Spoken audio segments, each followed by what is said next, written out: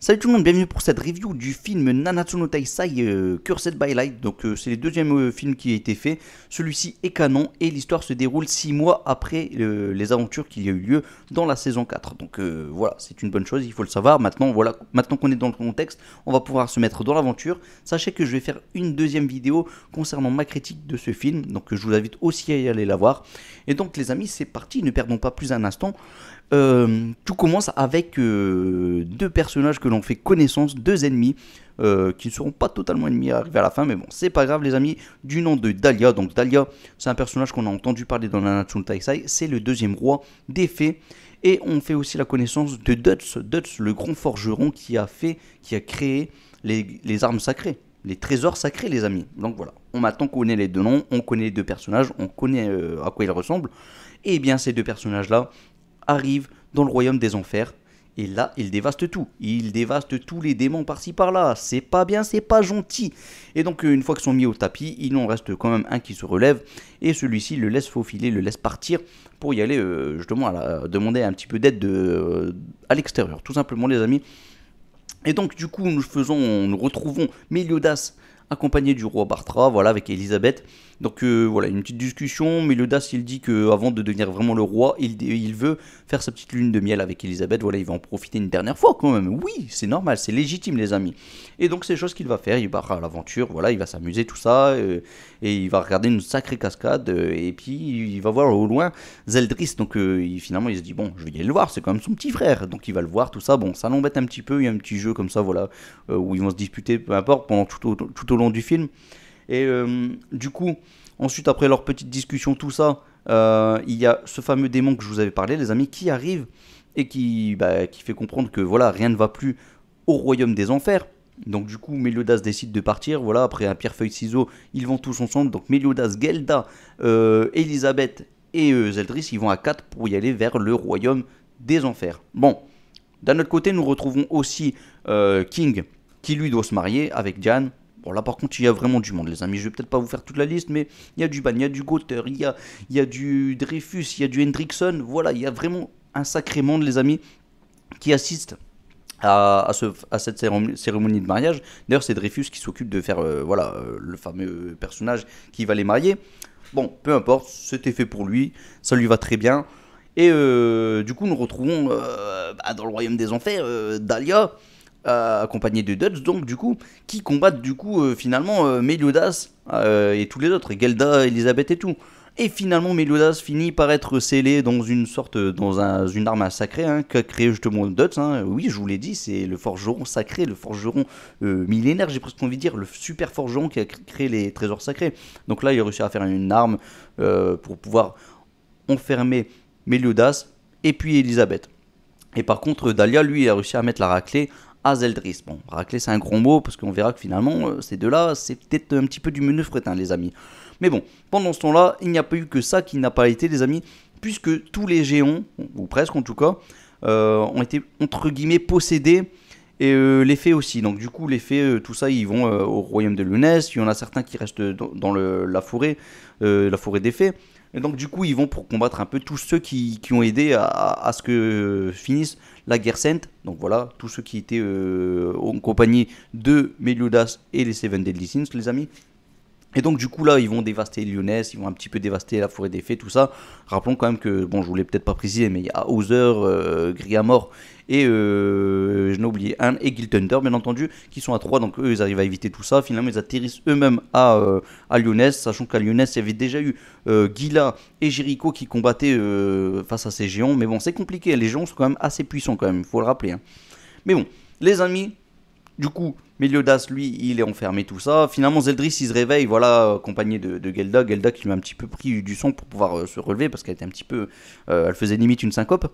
Donc, elle a pu se relever. Et là, du coup, ils ont pu prendre pas mal de petits démons pour y aller, finalement, sauver Meliodas. Donc, voilà, Zeldris est accompagné de Gelda. Ils viennent, ils sauvent Meliodas, qui est enfermé dans une sorte d'autre dimension, on va dire.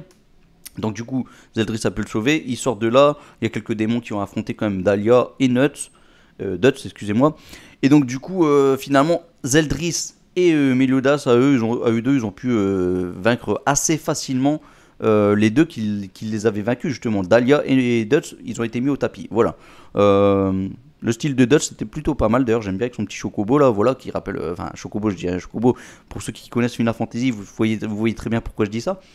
Mais bon, du coup, voilà, et Dahlia qui était avec sa fameuse armure, c'était plutôt pas mal.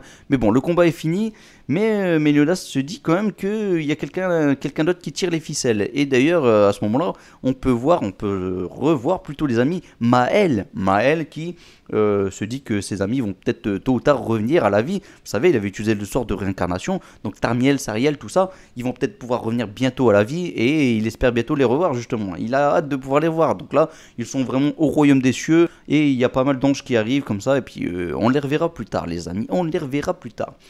Donc voilà, ensuite Jericho, tout ça, ils arrivent à se débarrasser des géants, voilà, ils comprennent que finalement, pour plus qu'ils soient possédés, il faut qu'ils ne portent plus les armes, parce qu'ils ont eu des armes qui ont été créées par le forgeron, les amis, le grand maître forgeron. Donc voilà, et une fois qu'ils se sont débarrassés des armes, voilà, ça c'était tout bien, voilà, tout le monde était clean, et ça c'était cool. Mais les amis, il y a quelqu'un d'autre au-dessus, Et là, on voit Maël qui essaye d'éviter un petit peu tous les coups, tout ça. Bon, je vous fais la version rapide quand même, les amis.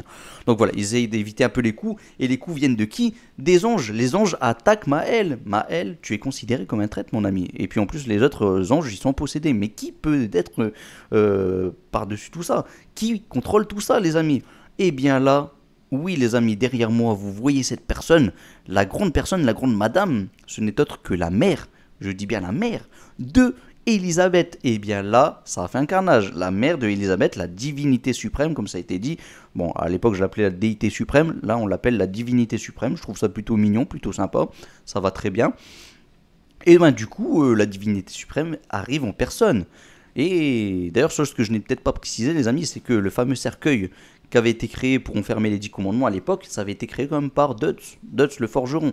Donc lui, il est balèze hein, quand même. Et en plus de tout ça, Dahlia et Dutch, ils sont gentils, et puis finalement, ils sont encore en vie, hein, d'ailleurs, je vous l'ai pas dit, mais ils sont encore en vie, voilà. Bon, enfin bon, les amis, on revient sur ce fameux combat, donc les Seven Deadly Sins sont tous là, à l'exception de Meliodas et d'Eldris, Elisabeth et Gelda, bien entendu. Donc là, ils donnent tout ce qu'ils peuvent, c'est quand même compliqué, mais là, on voit quand même que y a quand même Ban qui sort un petit peu plus du lot, qui arrive à encaisser de plein fouet la grosse foudre, la giga foudre, même j'ai envie de dire, de la déité suprême, de la divinité suprême, et heureusement, voilà, il encaisse, lui ça lui va très bien l'encaisser, il a été au purgatoire, elle le dit très bien d'ailleurs, la divinité suprême.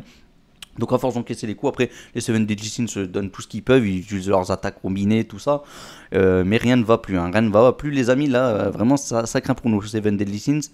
Et d'ailleurs même Ban utilise son nunchaku, ça ce qui est bien, bah voilà, clairement parce que ce film est canon, hein. Je sais pas si je l'ai dit les amis, mais ce film est canon. Et donc du coup, une fois qu'ils ont tout donné, toutes leurs attaques, voilà, là ça craint pour nos Seven Deadly Sins, et il y a Meliodas qui arrive, et qui renvoie une grosse boule qu'allait projeter justement la divinité suprême sur les Seven Deadly Sins, Diane et compagnie. Donc voilà, ils allaient se le prendre, mais là, il y a Meliodas qui arrive avec un full counter, donc ça repart sur la divinité suprême. Et là, il y a aussi Zeldris qui arrive, voilà, il enveloppe un petit peu d'obscurité la divinité suprême, excusez-moi.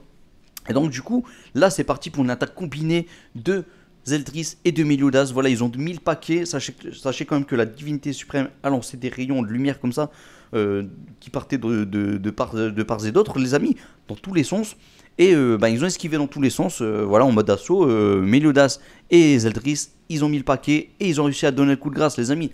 Et donc voilà, finalement, ceux qui devaient se marier se marient. On apprend finalement que Meliodas n'était pas présent à la cérémonie du mariage de King et Diane, parce que King a dit un peu une bêtise par rapport à la date. Voilà, il n'avait pas donné la bonne date, vraisemblablement en tout cas, à Meliodas. Et surtout, les amis, maintenant, l'ère des dieux, c'est terminé. Ça a été dit dans le film. L'ère des dieux, c'est terminé. Mais maintenant, c'est l'ère du chaos qui commence. C'est l'ère du chaos. Et ça, c'est bon à savoir pour la suite de Nanatsu no Taisai, c'est-à-dire Mokushiroku no Yonkichi, les amis. Donc voilà. D'ailleurs, il y a Merlin qui arrive. Et voilà, on en reparlera un peu plus en détail, les amis, dans la deuxième vidéo. Ou alors, je sais pas encore si je vais pas prolonger tout ça. Alors, les amis, comme prévu, comme convenu, voici la petite critique concernant ce film. Donc, le film, en soi, l'histoire est excellente. On apprend des choses en plus. Voilà, on fait la connaissance de Dahlia. Dahlia est un personnage qui a été cité maintes et maintes fois quand même dans Nanatsu no Taisai. Je m'en souviens les amis, ça a été cité plusieurs fois. Bon, c'est le numéro 2, on pouvait s'attendre à ce qu'il soit très balèze tout ça. C'était un peu le cas. Mais d'ailleurs Zeldris l'a clairement dit à Dahlia, hein, il lui a dit tu n'es même pas du niveau de King. Donc voilà, ça a été dit, mais malgré tout ils ont quand même perdu une première fois. Ok, pourquoi pas, pourquoi pas. En termes d'histoire c'est bon, en termes de combat ça pouvait passer. Je vous le dis honnêtement, je préfère quand même le premier film, hein. En termes de combat, tout ça, en termes d'intensité, tout était meilleur dans le premier film. On va parler d'animation, les amis, parce que là, il y a un gros point, une grosse bémol. Je rappelle quand même que c'est fait par le studio Deen. Donc, les amis, voilà. Rappelez-vous, Studio Deen, c'est la saison 3 et la saison 4 de Nanatsu no Taisai. Les 2 dernières saisons, quoi, si vous préférez. Donc voilà, on en reparle dans quelques instants, mais le scénario en soi est excellent, ça apporte pas mal de nouvelles choses, et puis surtout les amis, ce boss final, voilà, moi je l'ai pas vu arriver, j'avais pas vu les trailers, j'avais pas vu de trailer, oui, il y en a beaucoup qui m'ont voilà, donné des liens pour regarder certains trailers, notamment par exemple Milotsu, je sais qu'il m'avait donné des liens pour regarder des trailers où on voyait certainement la déité suprême, la divinité suprême. Je les ai pas regardés ces petits teasers les amis. Et bien franchement là pour moi c'était une sacrée surprise de voir la divinité suprême en fin de film. Voilà, en tant que dernier boss, ça c'était une sacrée surprise. Elle avait de bonnes attaques, ça c'était plutôt bon. Maintenant, elle n'était pas aussi coriace que le roi démon, parce que le roi démon, il est venu maintes et maintes fois, voilà. Il a pris le contrôle du corps de Zeldris, de Mélodas. Il y a eu pas mal de fois, il y a eu pas mal de rebondissements, et ça, c'est ce qui faisait peut-être le charme du roi démon. Et pourtant, j'aime bien le design quand même de la déité suprême. D'ailleurs, je regardais exactement le même design qu'elle avait à l'époque, hein, les amis. Et qu'est-ce qu'elle est gigantesque. Ça faisait plaisir de voir un monstre, un giga boss comme ça, aussi grand. Ça, c'était beau, ça, c'était propre. Ça m'a fait vraiment plaisir, les amis. Que dire de plus, les amis? Bon, on passe tout de suite à l'animation, mais on va revenir sur la petite critique, les amis, parce qu'il y a pas mal de choses à dire. Oui, tellement de choses. Alors, l'animation, c'est le Studio Deen. Voilà, c'est le Studio Deen. Donc, c'est pas parfait du tout. C'est pas parfait du tout. Les dessins, c'est loin d'être au top. Pour un film, je dis bien pour un film. Maintenant, on est loin d'avoir eu des sacrées horreurs. On est loin d'avoir eu des sacrées horreurs.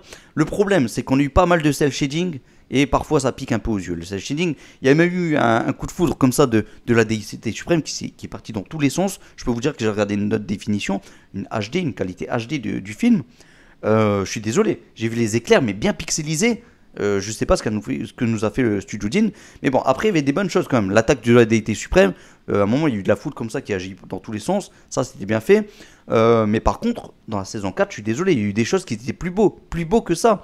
Mais bon, après il y a eu des effets de lumière, des effets de reflets comme ça, notamment la petite cascade qu'on a au début qui était quand même assez agréable à voir, elle était quand même assez belle. Et puis point positif quand même, c'est que quelque part, ils ont essayé d'utiliser un petit peu le 3D quand même, malgré tout, parce que je suis pas totalement contre le 3D, le cel shading, voilà, je suis pas trop fan, mais quand par exemple on voit des personnages en train de courir comme ça, on voit comme ça le sol, excusez-moi, donc on voit le sol qui est comme ça en pente, et donc on voit les personnages en train de courir là avec le sol qui limite nous paraît infini. Je trouve ce genre de choses assez agréable quand même à voir dans des animes. Maintenant, est-ce que ça a vraiment sa place dans un film? Sachez quand même que le premier film était 1000 fois plus beau, je trouve vraiment 1000 fois plus beau en termes de qualité. C'est dommage que l'histoire du deuxième film n'était pas présente pour le premier film. Voilà, pour le studio qui ont fait le premier film, parce que clairement l'histoire était là, vraiment une histoire prenante. Je trouvais que dans le premier film, on nous avait présenté trop les personnages, voilà, on avait l'impression limite qu'on les connaissait pas.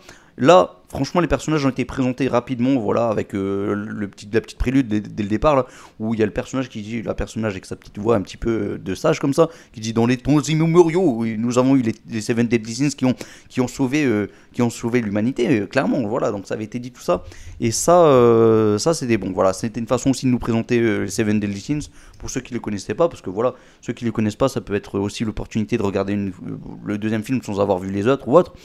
Même s'il est canon, on peut toujours regarder d'ailleurs le film sans avoir vu Nanatsu no Taisai, clairement. Hein. Oui, on peut faire connaissance de tous les personnages, tout ça. Mais encore une fois, c'est le deuxième film et on nous présente quand même tous les personnages. Ça a été fait assez rapidement, mais même on a vu quasiment tous les personnages. On a vu du Jericho, on a vu du Gila, on a vu du Griamore, on a vu du Hauser, voilà, avec leurs attaques. Mais bon, après, ce qui était bien, c'était vraiment l'histoire. On a eu des choses en plus. On a une compréhension supplémentaire sur la suite de Nanatsu no Taisai. Et surtout, les amis, là, j'hésite pas maintenant, oui, ça va carrément y aller sur des théories. Mais on voit surtout Merlin à la fin, qui d'ailleurs n'a pas servi à grand chose, puisqu'elle était accompagnée à un moment de Arthur. J'en avais pas parlé dans la review, mais euh, ce passage-là, les amis, on la voit apparaître à la fin. Elle dit bon, c'est bon, c'en est fini des dieux. Je me demande si elle essaie pas encore de manipuler les choses à sa façon. Est-ce qu'elle essaierait pas d'obtenir quelque chose d'autre encore, les amis? Bon, Moko Shiroku no Yonkishi, je suis un petit peu en retard sur quelques chapitres, 3, 4, 5 peut-être, les amis. Je vais me remettre à jour, bien entendu. C'était tellement prenant, c'était tellement bien. C'est juste par manque de temps que j'ai pas pu voir la suite. Mais franchement, c'était vraiment une réussite, Moko Shiroku no Yonkishi. Donc voilà, là il y avait des choses que je ne comprenais pas. Je me posais la question, est-ce que Maël est encore en vie? Je me suis posé la question, est-ce que finalement Escanor est en vie ou pas? Bon, on ne l'a pas vu dans ce film, donc je suppose quand même que dans Moko Shiroku no Yonkishi, on risque de ne peut-être pas le voir. Ou alors s'il réapparaît, ce sera vraiment d'une façon épique. Oui, on parle de Escanor. Il est parti avec une telle élégance, les amis. Franchement, une telle élégance, Escanor, une réussite totale, ce personnage dans Nanatsu no Taizai. L'un des personnages, voire peut-être le personnage le plus réussi de Tsunanatsu. Bon, par contre, oui, la déité suprême aussi, elle est faite en self-shading. Ça, j'ai pas totalement apprécié. Franchement, on parle quand même de la déité suprême, de la divinité suprême, les amis. Ça, c'est... Voilà. Je l'ai eu un petit peu en travers la gorge, les amis. Franchement. Mais bon. Que dire d'autre, les amis? Ce qui était bien, c'est que quand même, on a pu faire connaissance, on a pu voir le royaume des cieux, on a pu voir le royaume des enfers. Et voilà, ça augmente un petit peu notre compréhension, je vous l'ai dit, les amis. Et ça, c'est une bonne chose. Ça, c'est une bonne chose. On a pu voir aussi celui qui a créé les trésors sacrés. Et on a pu voir aussi Dahlia, voilà, le roi numéro 2 des fées. Et ça, c'est bon. Et voilà, maintenant, Diane et King, voilà, sont enfin mariés. Elisabeth et Meliodas pareil, même ça a été un petit peu repris aussi la fin de saison 4. Mais bon, pourquoi pas. Et ça qui est dommage, c'est que parfois les dessins étaient un peu vilains. Et puis finalement, Zeldris a bu son petit verre avec Meliodas. Bon, tout est bien qui finit bien, les amis. L'un des deux devient roi, Meliodas. L'autre devient roi aussi de son royaume. Donc les deux sont rois d'un royaume. Et ça, c'est une bonne chose. La déité suprême, la divinité suprême qui a pu aussi parler une dernière fois avec sa fille, Elisabeth. Voilà, Elisabeth qui a aucun regret si jamais elle devait mourir, et c'était le cas d'ailleurs, elle en est morte. Voilà, et puis on a pu aussi apprendre qui a créé le cercueil, le fameux cercueil, les amis, où les 10 commandements étaient enfermés à l'intérieur. Donc ça aussi, c'est une bonne chose. Franchement, je pense que vraiment le Studio Jin a comblé pas mal de trous, pas mal de choses qui étaient incompréhensibles, voire carrément, on était carrément dans le flou. Oui, dans le flou total. Moi, je me disais, et j'arrêtais pas de le dire, pourquoi la divinité suprême se bat contre le roi démon? Là, on a notre réponse, les amis. On a notre réponse. Oui, je vous l'ai pas dit dans la review. La réponse est simple. Ils se battent parce qu'il faut à tout prix qu'il y a cet équilibre. Et donc, rien que pour qu'il y ait cet équilibre, il faut qu'il y ait toujours un champ de bataille. Il faut toujours qu'ils sont en bataille l'un contre l'autre. Voilà. Et ils avaient décidé de perpétuer tout ça pendant des décennies, les amis. Pendant tout le temps, en fait. Voilà. Pendant une version illimitée, une durée illimitée. Et donc, voilà, c'est... On comprend que finalement les dieux c'est un peu bête, voilà, souvent ça arrive comme ça dans les animes, dans les mangas, où on parle d'anges ou autre, quand il y a une bataille d'anges contre des démons, souvent il y a la stupidité des dieux, et bien là on nous l'a présenté une fois de plus, voilà, c'était pas une question d'amour, pour ceux qui ont pu s'imaginer que ça aurait été une question d'amour, non, là en tout cas on a la réponse, et ça c'est bon les amis, ça c'est bon, voilà, bon. Voilà comment finir cette petite review, critique, tout ça les amis. N'hésitez pas à dire ce que vous avez pensé de ce film. Ceux qui ne l'ont pas vu, je vous invite quand même à y aller le voir. Mais attention, quand même, on est loin du niveau du premier film. Hein. Clairement, on est peut-être en 2021. Mais le film de 2018, si je dis pas de bêtises, était beaucoup plus beau. Voilà. Mais bon, le scénario est prenant. Les personnages sont tous attachants. Voilà, on les connaît très bien. Et c'est ça qui fait plaisir. Ça fait plaisir aussi de revoir un anime avec les Seven Deadly Sins, les amis. Voilà. J'ai dit tout ce que j'avais à dire, les amis. N'hésitez pas à dire ce que vous en avez pensé. Les musiques, bien entendu, je vous en ai pas parlé. Mais ça, c'est une chose qui maîtrise quand même. Le Studio Jin, c'est une des choses qui maîtrise le mieux les musiques. Donc oui, je dis oui, oui, oui et oui et oui les amis. Voilà, on se retrouve bientôt pour Mokushiroku no Yonkishi, parce que je vais faire une critique concernant à peu près tout ce que j'ai pu voir des chapitres. Voilà, je vais vous donner mon avis concernant tout ça, donc je vous invite à y aller la voir cette petite vidéo. Et puis n'hésitez pas à y aller faire un petit tour sur la chaîne, voilà, peut-être qu'il y a des petites vidéos par-ci par-là qui vont vous plaire. Dernièrement j'ai vu une petite vidéo sur Sakura Haruno de Naruto les amis. Vous allez voir, la vidéo était assez spéciale, très peu de youtubeurs se sont lancés dans ce type de vidéo j'imagine. Et vous allez voir, c'est plutôt plaisant. Bon, sans vanter forcément la vidéo, mais voilà. C'est fait les amis, allez on se retrouve prochainement. Je vous laisse quand même à Masenko les amis, en espérant qu'il vous guide vers la victoire. Salut tout le monde, ciao ciao ciao, Masenko. Et attention, prochainement, j'essaierai de faire des petites fiches personnages concernant des personnages bien entendu des Seven Deadly Sins. Allez, salut tout le monde, ciao ciao ciao, Masenko, puissance 10 000.